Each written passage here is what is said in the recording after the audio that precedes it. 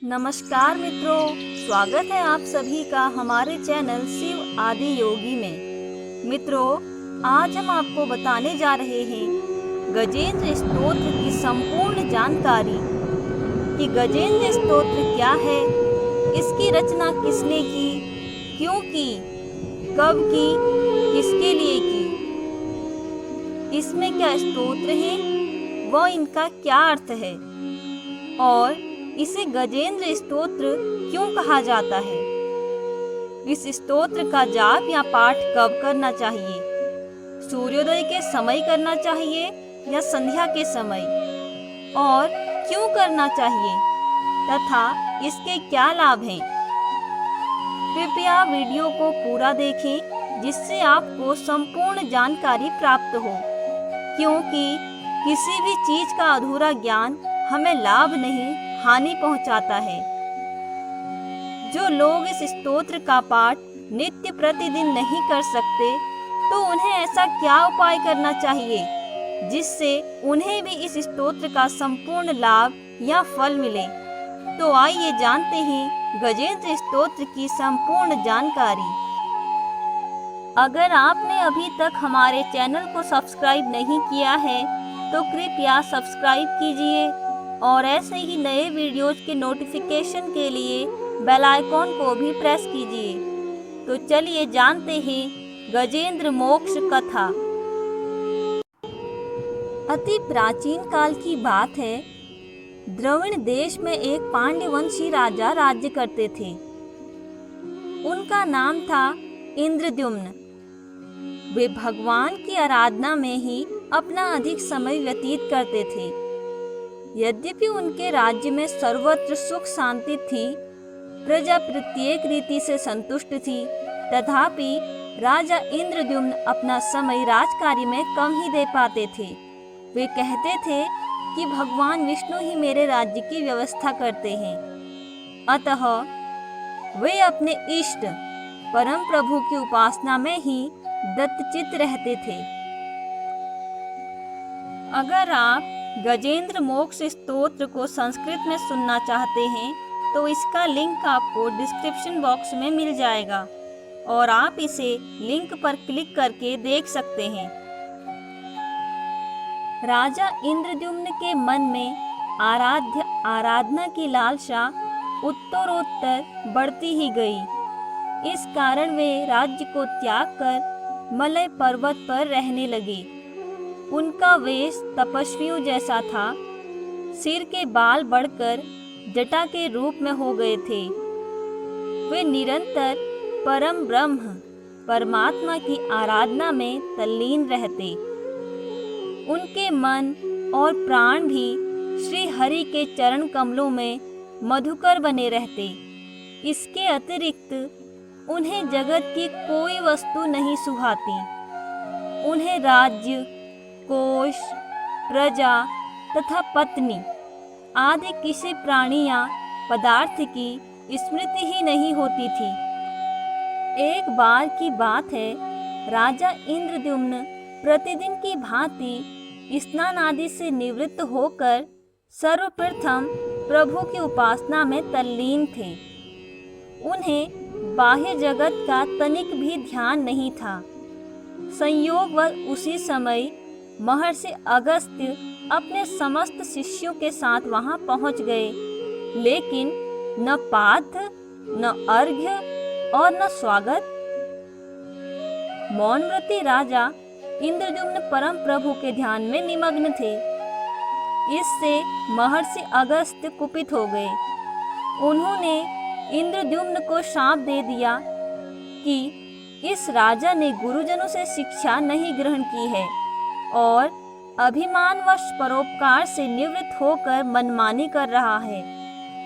ऋषियों का अपमान करने वाला यह राजा हाथी के समान जड़ बुद्धि है, इसलिए इसे घोर अज्ञानमयी हाथी की योनि प्राप्त हो।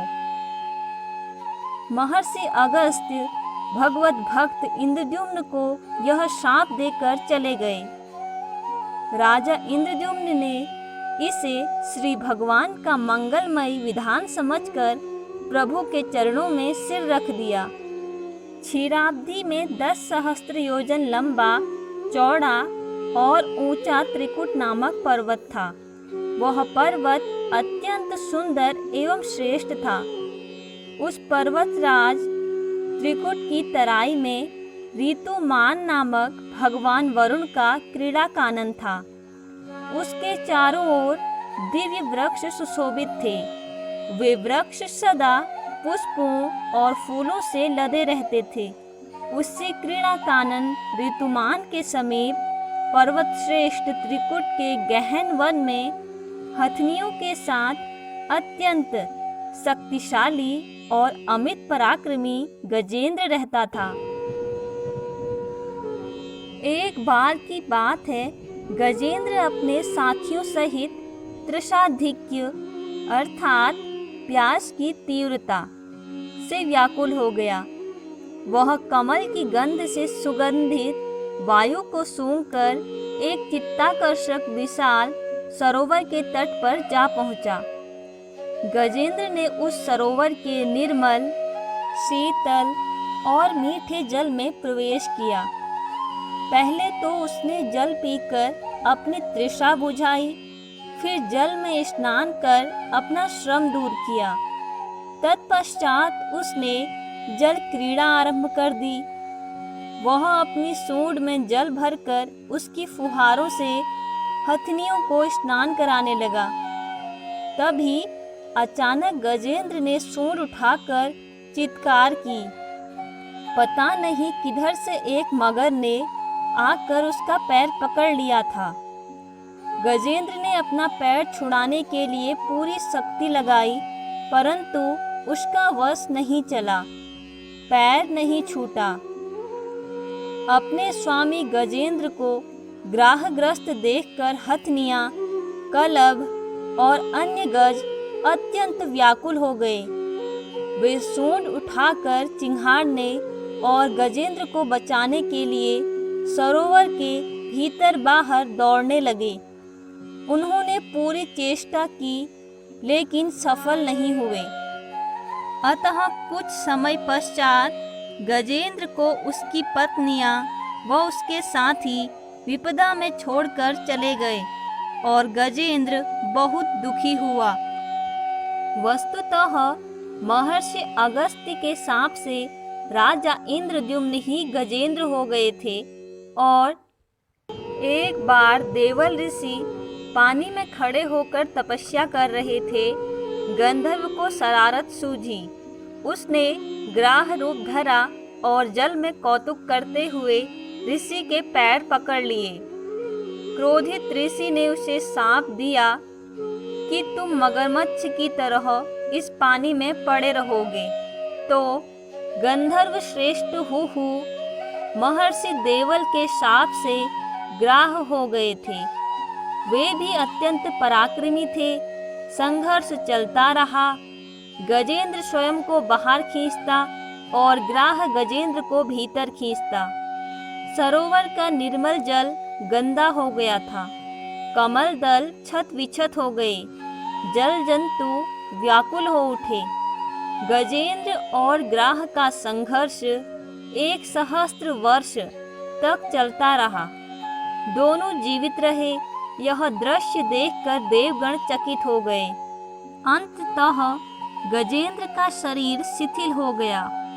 उसके शरीर में शक्ति और मन में उत्साह नहीं रहा, परंतु जलचर होने के कारण ग्राह की शक्ति में कोई कमी नहीं आई।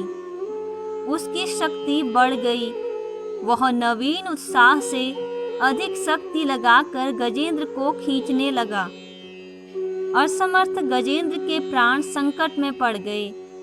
उसकी शक्ति और पराक्रम का अहंकार चूर चूर हो गया और अब वह मोक्ष प्राप्त करना चाहता था, क्योंकि वह समझ गया था कि संसार में कोई किसी का नहीं होता। वह पूर्णतया निराश हो गया, किंतु पूर्व जन्म की निरंतर भगवत आराधना के फलस्वरूप उसे भगवत स्मृति हो आई। उसने निश्चय किया कि मैं कराल काल के भय से चराचर प्राणियों के शरण्य सर्व समर्थ प्रभु की शरण ग्रहण करता हूँ। इस निश्चय के साथ गजेंद्र मन को एकाग्र कर पूर्व जन्म में सीखे श्रेष्ठ स्तोत्र द्वारा परम प्रभु की स्तुति करने लगा। गजेंद्र की स्तुति सुनकर सर्वात्मा सर्वदेव रूप भगवान विष्णु प्रकट हो गए। गजेंद्र को पीड़ित देखकर भगवान विष्णु गरुड़ पर आरूढ़ होकर अत्यंत शीघ्रता से उक्त सरोवर के तट पर पहुँचे।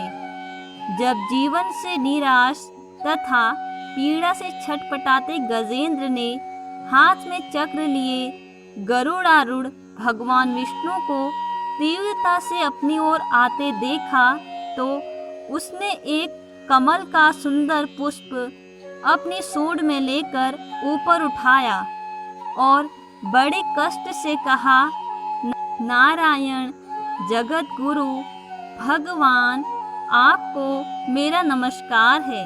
गजेंद्र को अत्यंत पीड़ित देखकर भगवान विष्णु गरुड़ की पीठ से कूद पड़े और गजेंद्र के साथ ग्राह को भी सरोवर से बाहर खींच लाए और तुरंत अपने तीक्ष्ण चक्र से ग्राह का मुंह फाड़कर गजेंद्र को मुक्त कर दिया।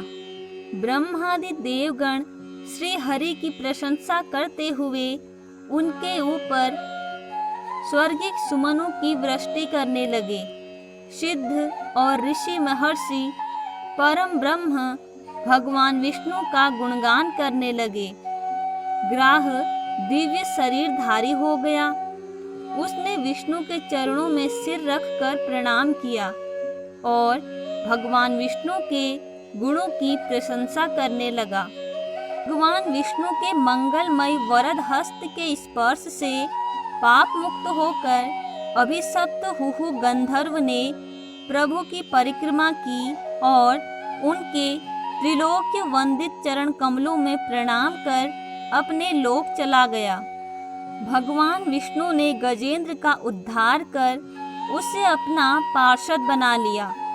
गंधर्व, सिद्ध और देवगण उनकी लीला का गुणगान करने लगे। गजेंद्र की स्तुति से प्रसन्न होकर भगवान विष्णु ने सबके समक्ष कहा, प्यारे गजेंद्र, जो लोग ब्रह्म मुहूर्त में उठकर तुम्हारी की हुई स्तुति से मेरा स्तवन करेंगे, उन्हें मैं मृत्यु के समय निर्मल बुद्धि का दान करूंगा।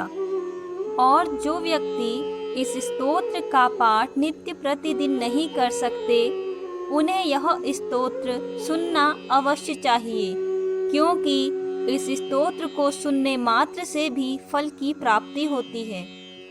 यह कहकर भगवान विष्णु ने पार्षद रूप में गजेंद्र को साथ लिया और गरुड़ारूढ़ होकर अपने दिव्य धाम को चले गए। गजेंद्र ने पीड़ा में छटपटाते हुए नारायण की स्तुति में जो श्लोक कहे थे, उसे गजेंद्र स्तोत्र या गजेंद्र मोक्ष स्तोत्र कहा जाता है। गजेंद्र मोक्ष स्तोत्र कथा इस प्रकार थी और अब हम आपको बताने जा रहे हैं गजेंद्र मोक्ष स्तोत्र का हिंदी अर्थ। शुक्र जी ने कहा कि बुद्धि के अनुसार पिछले अध्याय में वर्णन किए गए रीति से अपने मन को नियंत्रित कर और हृदय को स्थिर करके गजेंद्र अपने पिछले जन्म में याद किए गए सर्वोच्च कार्य और बार बार जाप किए जाने वाले स्तोत्र का जाप करने लगा।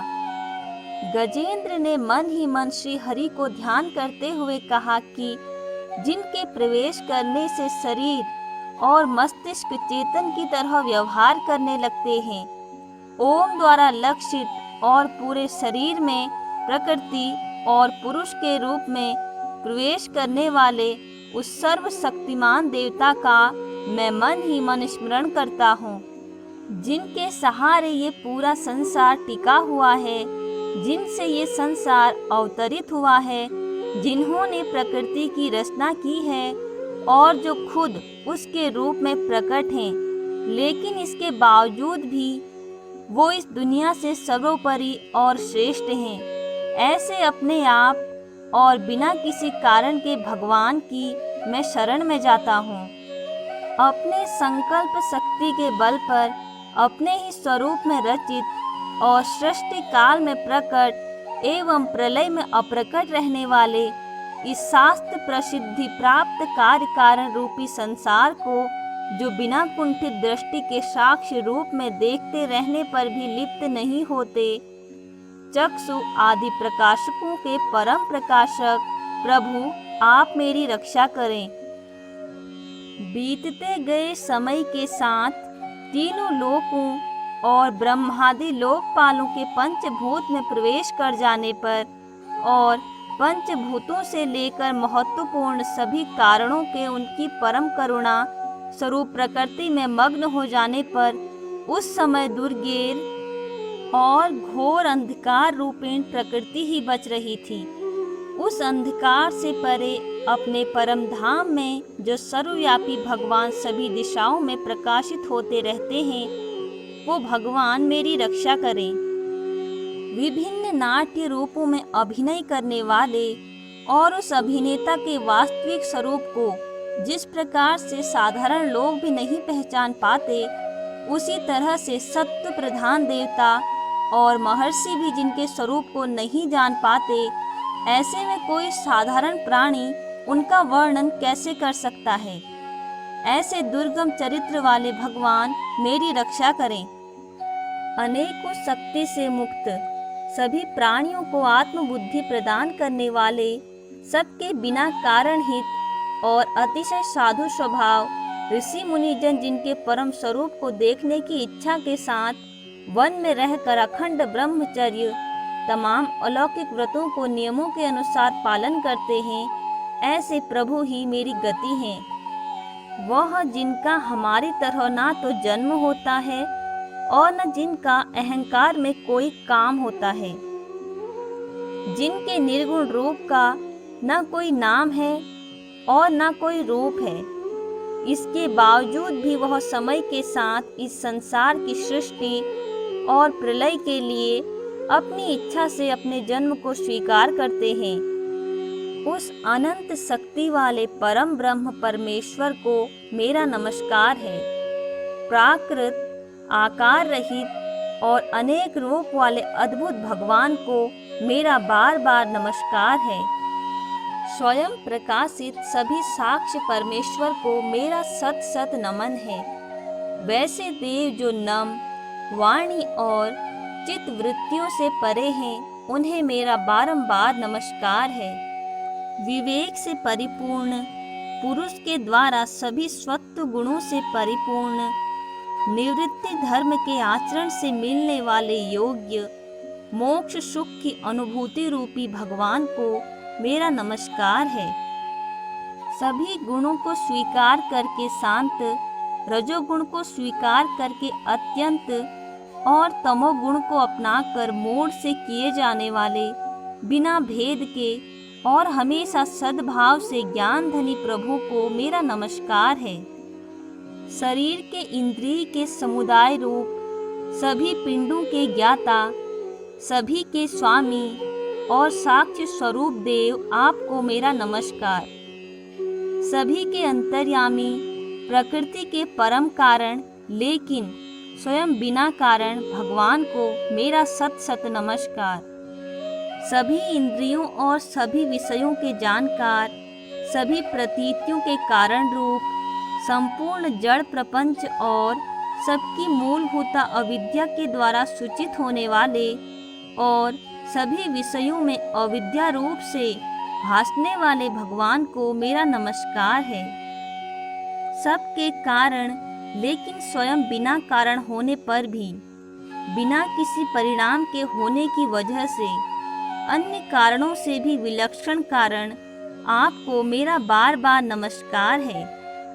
सभी वेदों और शास्त्रों के परम तात्पर्य मोक्ष रूपी और श्रेष्ठ पुरुषों को परम गति देवता को मेरा नमस्कार है। वह जो त्रिगुण रूपों में छिपी हुई ज्ञान रूपी अग्नि है वैसे गुणों में हलचल होने पर जिनके मन मस्तिष्क में संसार को रचने की वृत्ति उत्पन्न हो उठती हो और जो आत्मा तत्व की भावना के द्वारा विधि निषेध रूप शास्त्र से भी ऊपर उठे हों, जो महाज्ञानी महात्माओं में स्वयं प्रकाशित हो रहे हैं, ऐसे भगवान को मेरा नमस्कार है। मेरे जैसे शरणागत पशु के समान जीवों की अविद्या रूप फांसी को पूर्ण रूप से काट देने वाले परम दयालु और दया दिखाने में कभी भी आलस नहीं करने वाले भगवान को मेरा नमस्कार है। अपने अंश से सभी जीवों के मन में अंतर्यामी रूप से प्रकट होने वाले सर्वनियंता अनंत परमात्मा आपको मेरा नमस्कार है। जो शरीर, पुत्र, मित्र, घर और संपत्ति सहित कुटुंबियों में असक्त लोगों के द्वारा कठिनाई से मिलते हों और मुक्त पुरुषों के द्वारा अपने हृदय में निरंतर चिंतित ज्ञान स्वरूप सर्व समर्थ परमेश्वर को मेरा नमस्कार है। वह जिन्हें धर्म, अभिलषित भोग, धन और मोक्ष की कामना से मनन करके लोग अपनी मनचाही इच्छा पूर्ण कर लेते हैं, अपितु जिन्हें विभिन्न प्रकार के अयाचित भोग और अविनाशी पार्षद शरीर भी देते हैं, वैसे अत्यंत दयालु प्रभु मुझे इस प्रकार के विपदा से हमेशा के लिए बाहर निकालें। वह जिनके एक से अधिक भक्त हैं, जो मुख्य रूप से एकमात्र उसी भगवान के शरण में हैं, जो धर्म, अर्थ आदि किसी भी पदार्थ की अभिलाषा नहीं रखते हैं, जो केवल उन्हीं के परम मंगलमय एवं अत्यंत विलक्षण चरित्र का गुणगान करते हुए उनके आनंदमय समुद्र में गोते लगाते रहते हैं।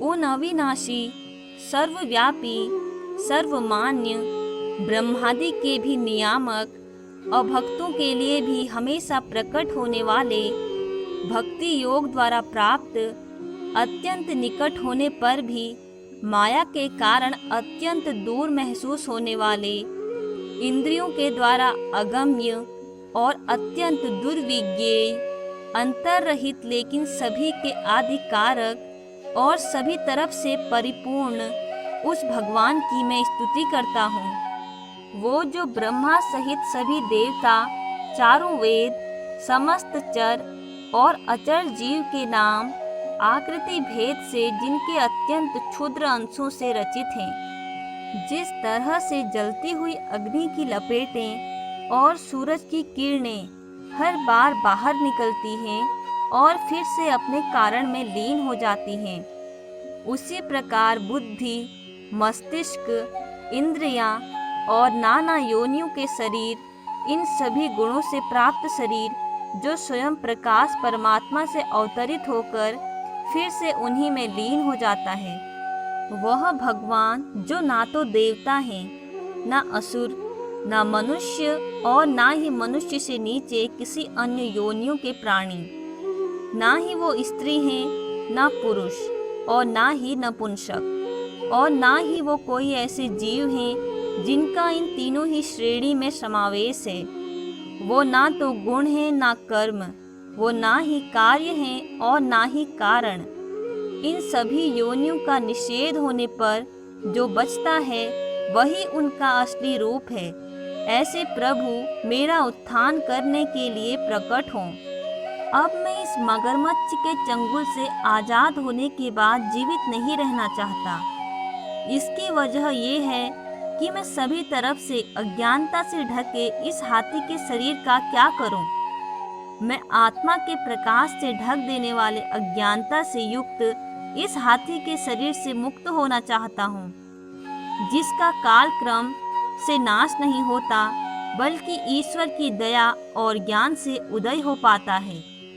इस प्रकार से मोक्ष के लिए लालायित संसार के रचयिता स्वयं संसार के रूप में प्रकट लेकिन संसार से परे, संसार में एक खिलौने की भांति खेलने वाले, संसार में आत्म रूप से व्याप्त, अजन्मा, सर्वव्यापी, एवं प्राप्त वस्तुओं में सर्वश्रेष्ठ श्री हरि का केवल स्मरण करता हूँ और उनकी शरण में जाता हूँ। वह जिन्होंने भगवत शक्ति रूपी योग के द्वारा कर्मों को जला डाला है, जिन्हें समस्त योगी ऋषि अपने योग के द्वारा अपने शुद्ध हृदय में प्रकट देखते हैं, उन योगेश्वर भगवान को मेरा नमस्कार है। वह जिनके त्रिगुण शक्तियों का राग रूप वेग असह्य है, जो सभी इंद्रियों के विषय रूप में मौजूद हैं, वह जिनकी इंद्रियां समस्त विषयों में ही बसी रहती हैं, ऐसे लोगों जिनको मार्ग मिलना भी संभव नहीं है, वैसे शरणागत एवं अपार शक्तिशाली वाले भगवान आपको मेरा बारंबार नमस्कार है। वह जिनकी अविद्या नाम के शक्ति के कार्य रूप से ढके हुए हैं, वह जिनके रूप को जीव समझ नहीं पाते हैं, ऐसे अपार महिमा वाले भगवान की मैं शरण लेता हूँ। श्री शुक्रदेव जी कहते हैं कि वह जिसने पूर्व प्रकार से भगवान के भेद रहित सभी निराकार रूप का वर्णन किया था, उस गजराज के करीब जब ब्रह्मा जी के से देवता नहीं आए, जो अपने विभिन्न प्रकार के विशेष विग्रहों को ही अपना रूप मानते हैं, ऐसे में साक्षात विष्णु जी, जो सभी के आत्मा होने के कारण सभी देवताओं के रूप में हैं, तब वहाँ प्रकट हुए। गजराज को इस प्रकार से दुखी देखकर और उसके पड़े गए स्तुति को सुनकर चक्रधारी प्रभु इच्छानुसार वेग वाले गरुड़ की पीठ पर सवार होकर सभी देवों के साथ उस स्थान पर पहुँचे जहाँ वह गज था। सरोवर के अंदर महाबलशाली मगरमच्छ द्वारा जकड़े और दुखी उस हाथी ने आसमान में गरुड़ की पीठ पर बैठे और हाथों में चक्र लिए भगवान विष्णु को आते हुए जब देखा, तो वह अपनी सूंड में पहले से ही उनकी पूजा के लिए रखे कमल के फूल को श्री हरि पर बरसाते हुए कहने लगा, सर्व पूज्य भगवान श्री हरि आपको मेरा प्रणाम। सर्व पूज्य भगवान श्री हरि आपको मेरा नमस्कार है। लाचार हाथी को देखकर श्री हरि विष्णु गरुड़ से नीचे उतरकर सरोवर में उतर आए और बेहद दुखी होकर ग्राह सहित उस गज को तुरंत ही सरोवर से बाहर निकाल आए और देखते ही देखते अपने चक्र से मगरमच्छ के गर्दन को काट दिए और हाथी को उस पीड़ा से बाहर निकाल दिया। गजेंद्र मोक्ष स्तोत्र जाप के लाभ। इस जप को करने से व्यक्ति बड़े बड़े कर्जों से मुक्त हो जाता है। हिंदू धर्म के अनुसार इसका जाप करने से सभी प्रकार की विघ्न बाधाओं से मुक्ति मिल जाती है। यदि आप किसी प्रकार के कर्ज में डूबे हों तो इस मंत्र का जाप जरूर करें। भगवान विष्णु आपकी सभी परेशानियों को शीघ्र ही दूर कर देंगे।